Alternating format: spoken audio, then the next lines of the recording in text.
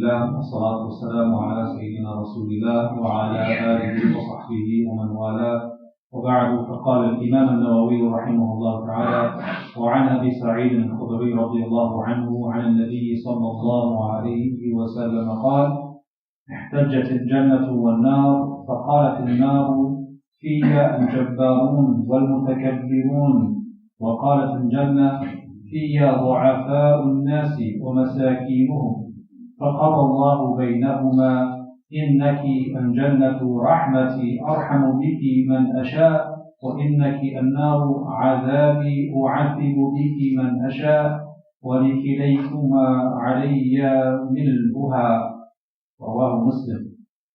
This is hadith number 254 from Abu Sa'id al-Khudri radiyallahu anhu. And here he relates that the Messenger of Allah sallallahu alayhi wa sallam said that paradise and hellfire had a debate.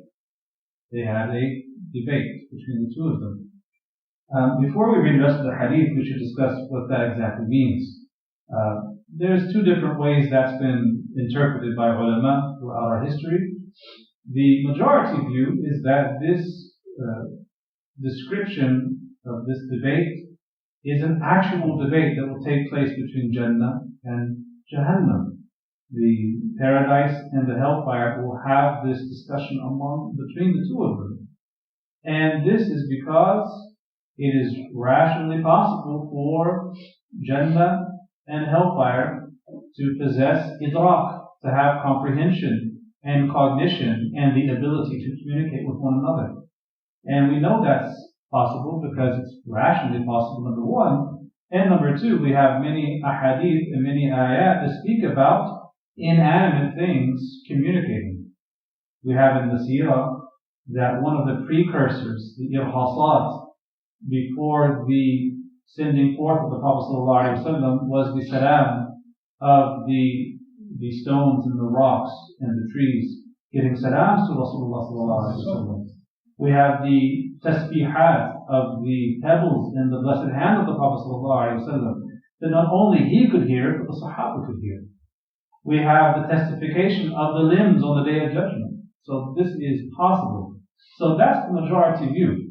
And there's no reason to say that it should be otherwise. Others said that it's metaphorical. But when you don't have a reason to resort to that discussion, we would side with it being a literal conversation between Jannah and Jahannam. So hellfire said, within me are the jabbarun and the mutakabbirun, the high and the mighty, the tyrants and the arrogant. Paradise said, within me are the poor and the weak. Allah subhanahu wa ta'ala then resolved their disputes, or He settled the dispute between them by saying, you, paradise, are my mercy. I show mercy to whomsoever I will through you, and you, hellfire, are my punishment. I punish whomsoever I will through you, and I will fill both of you. This is the judgment of Allah subhanahu wa ta'ala between hellfire and Jannah, saying that both of them will be filled, and both of them will be filled with a certain type of person. Here, we made this point before, that the description of Jannah being filled with poor is not just people who were broke. It is people who were poor, but who were humble, who were subservient to Allah Ta'ala, who were soft, who had good character. In other words, the virtue of poverty is only when it's in conjunction with the quality of humility and gentleness and good character. Poverty on its own is not going to get a person into Jannah if they have rotten character. Just as we say, wealth on its own will not get a person into hellfire. Only when it's accompanied with these other destructive traits of arrogance and pride and tyranny.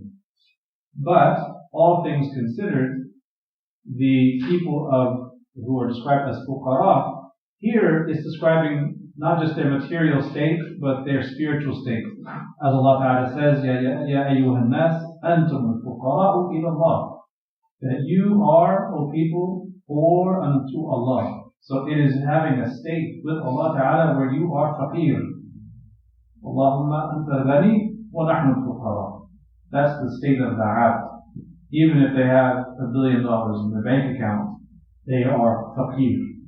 And if they have $1 to their name, they're faqir. That is the state. It's not describing material wealth on its own. And that's important to understand. So the majority of the people of hellfire are the jababira, the tyrants and the arrogant, and the majority of Ahl Jannah are people of that humility and servitude to Allah Ta'ala. And that poverty is the spiritual state, not just the financial, material state. Alhamdulillah.